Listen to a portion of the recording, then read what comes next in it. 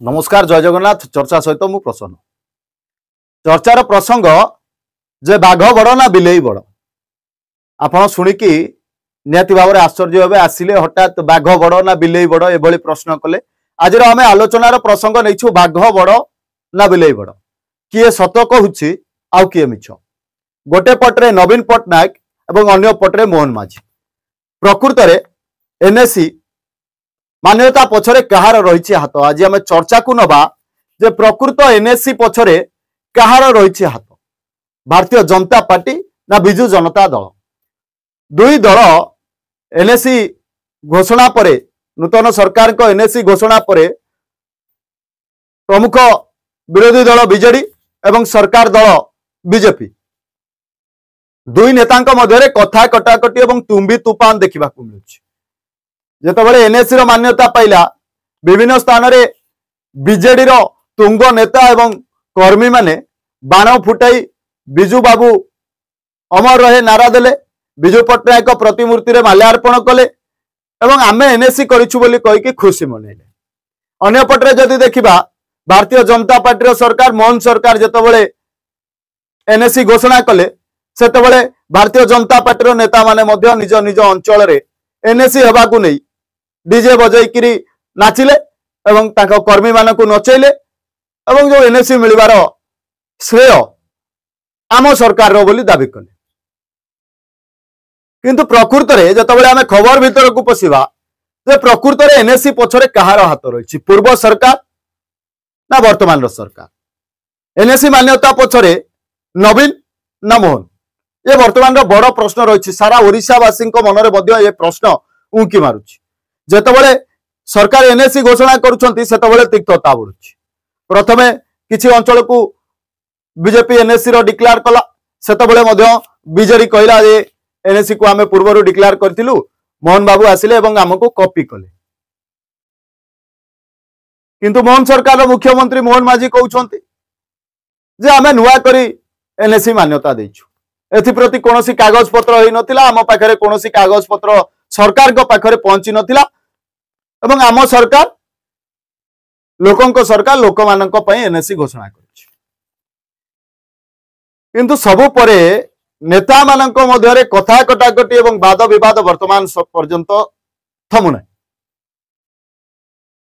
सालेपुर अंचल को NSC declare नहीं बा एनएससी घोषणा पछरे बीजेडी हाथ रही बोली बीजेडी दाबी करुवा बेले भारतीय जनता पार्टी सालेपुर को एनएससी मान्यता प्रदान करिछि बोली भारतीय जनता पार्टी रो नेता बीजेपी रो नेता अरिंदम राय निज प्रतिक्रिया रे कहिसंती। अन्य पटरे जे बीजेडी रो कर्मी रहिसंती, पुरुखा कर्मी रहिसंती, सेमानक मत जे नवीन पट्टनायक को समय रे सालेपुर अंचल को एनएससी घोषणा करा जायतिला एवं एथिप्रति कागज पत्र काम मध्य सब सरीतिला।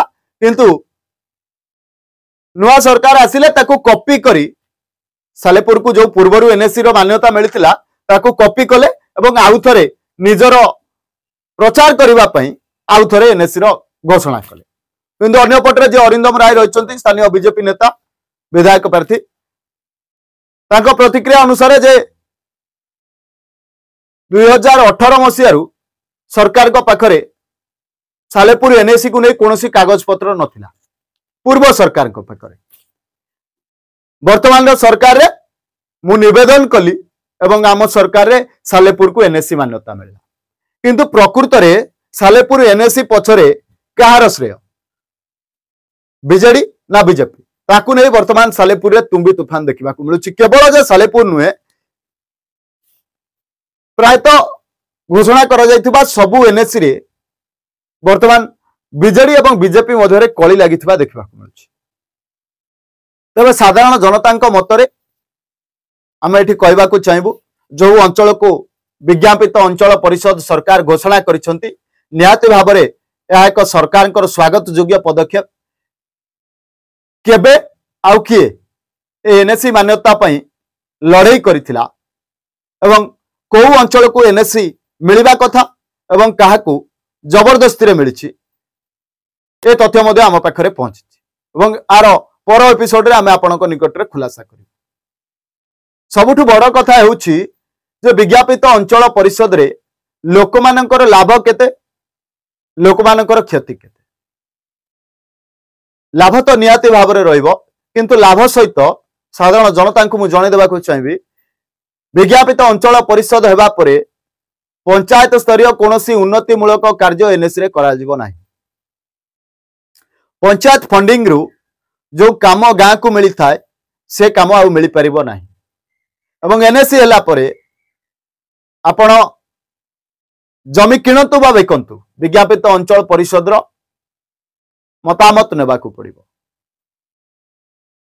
एवं सुविधा कौन हेबो आलोकीकरण सुविधा हेबो गमनागमन सुविधा हेबो एवं ड्रेनेज व्यवस्थार सुविधा हेबो एते सब सुविधा भितरे कोठी ना कोठी लोक माने सरकारी अर्थ पाइबारु निहाती भाव में वंचित हे सुविधा पाइबारु निहाती भाव में वंचित हे कहना एनएसी स्वतंत्र अलग नियम चले एवं पंचायत स्वतंत्र अलग नियम तेणुक विज्ञापित अंचल परिषद हेबा परे किछि लोकंक मनरे खुशी अछि एवं किछि लोक एहाकु नै मन दुख भी करिसंत तबे देखिबाकू बाकी रहिला